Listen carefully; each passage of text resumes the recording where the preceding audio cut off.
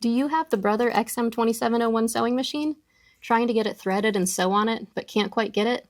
Here in my sewing shop, I teach all kinds of kids and beginners how to sew, and this is actually one of my students' machines, and it's a really easy model to learn how to use. So don't worry, I'm going to make sure you feel super confident by the end of this video and how to use every part of this machine, even the needle threader. So stay tuned, hit the like, and let's go. Okay, let's talk about all the major parts on this machine. So this is our spool pin. It can go down for storage, it can come back up to put your thread on it. This is your bobbin winding post, so we'll use this to get some of your thread from your spool onto your bobbin. Up here we have some diagrams. This is for actual threading. This one with the dashed line is for bobbin winding. The first thing we need to do is wind some thread onto an empty bobbin. So pull up this spool pin here and put your thread on there. Now we're going to be following this diagram.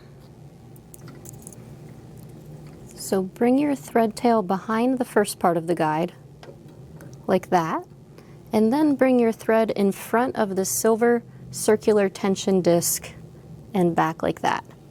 Make sure you pull on it to make sure it went in between the disc.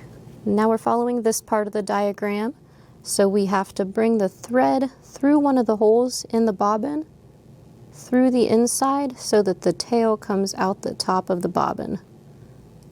Just like that. Now you'll take this and put it onto the bobbin winding post. Pull on the tail so any slack goes away, and now take this bobbin and push it over, like that. That tells the machine it's time to start winding. Just hold your tail straight up and hit the pedal and it'll start winding.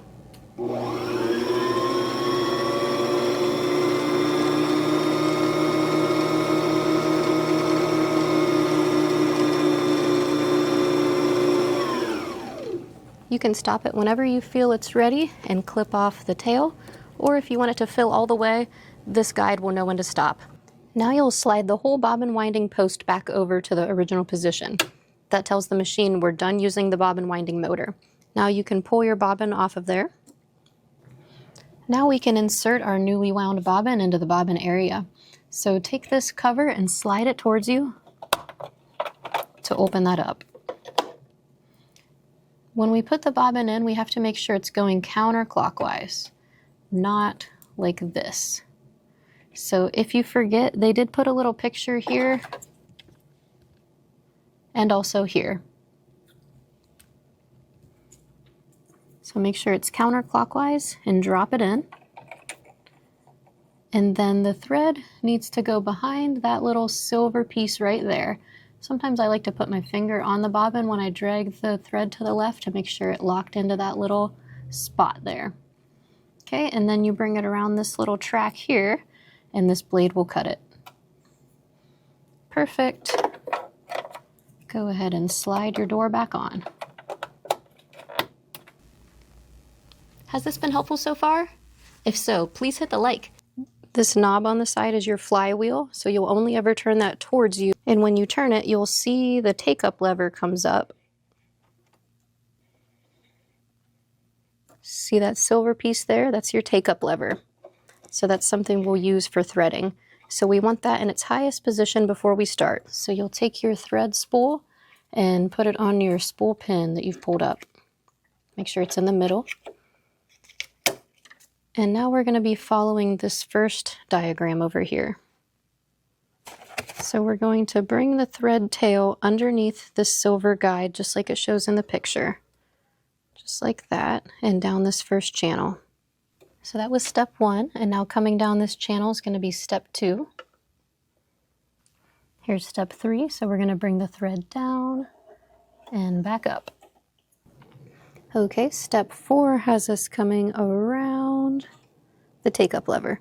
So when you came up, it should have come to the right and then back down to the left. So there's a little silver thing that has a hole in it, and that's what we're wanting the thread to go into. Here we have step 5, which shows to bring the thread back down that channel.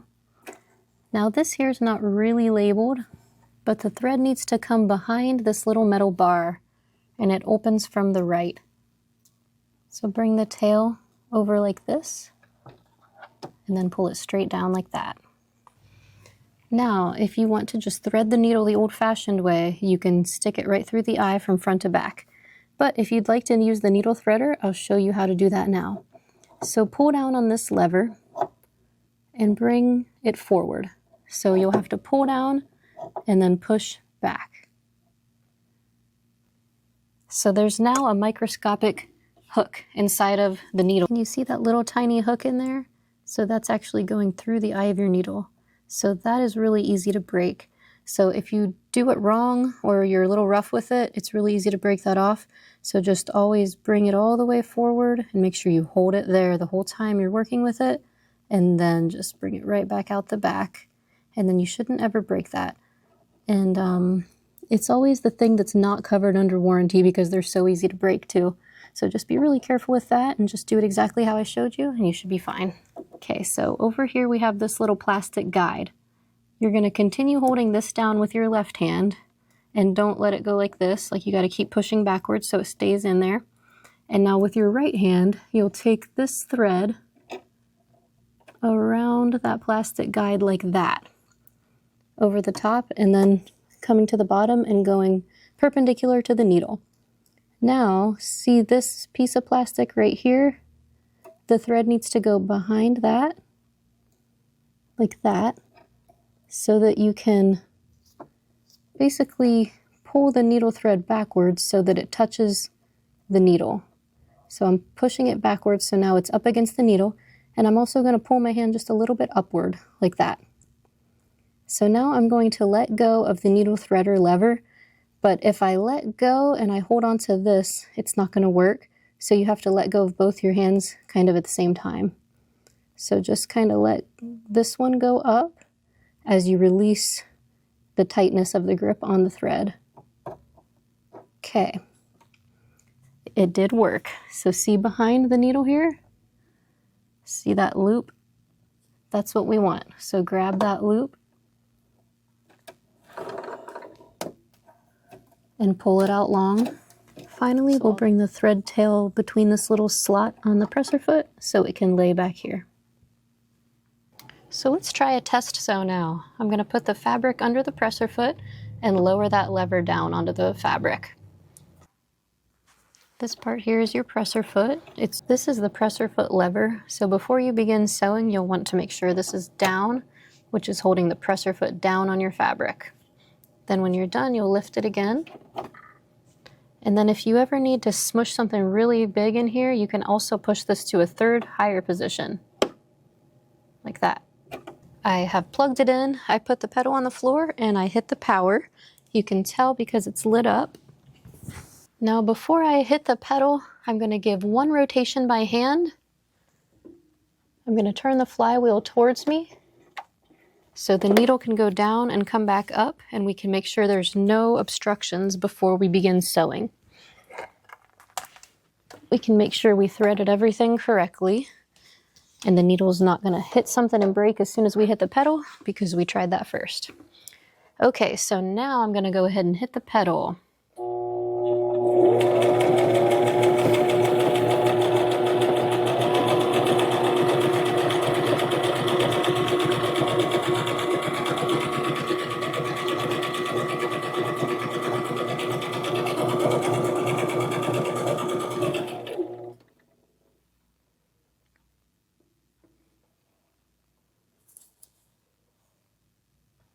Looks good.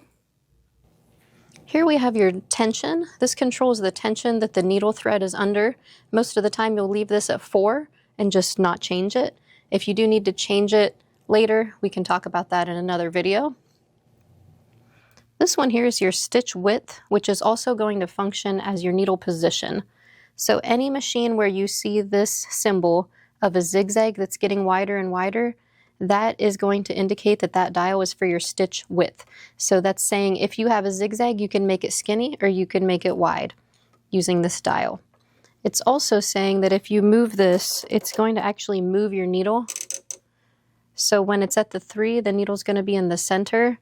Over here is going to be to the left. Over here is going to be to the right. So that's what these symbols are indicating. You can see that little dot, which is supposed to represent the needle inside of your oval hole on your throat space. in different positions.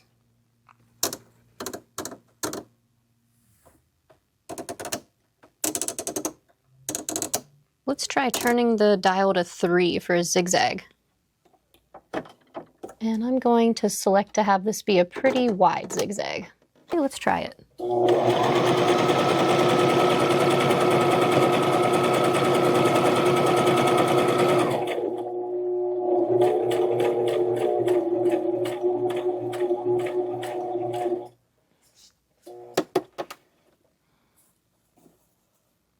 And there you have it. Let's try a more narrow zigzag. I'll set this to 2.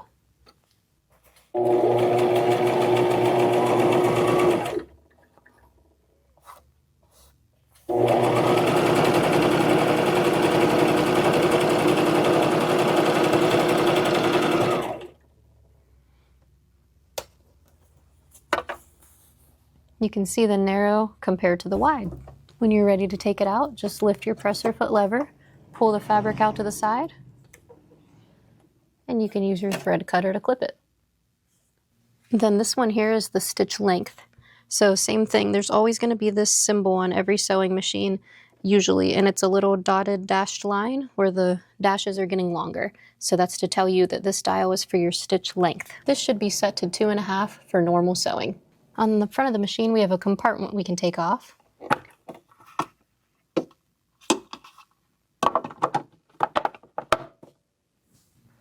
This is the reverse button, so if you press this down and begin sewing, it'll go backwards until you let it back up. That's used to lock in your stitches at the beginning and end of a seam.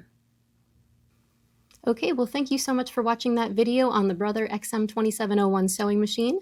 I really hope that helped you get it threaded, your bobbin wound, and now you're off to sewing. So if so, or if not, please leave me a comment down below and let me know what's going on. I'd love to help you if you're still having problems, and I would love to know how it went if you did get it. So leave me a comment down below. Please also make sure you did hit that like button if you found this fun or valuable in any way. That really helps out the channel. And please also consider subscribing to our channel. We put out a new video every Monday and it's all about sewing deep dives just like this. So we go over troubleshooting different machines, setting up different machines, alterations and fun project techniques, all kinds of things sewing. So we'd love for you to stick around, so please hit that subscribe button and please hit that bell for all the notifications. So thanks so much again for watching. I'll see you next week for another one. Happy sewing.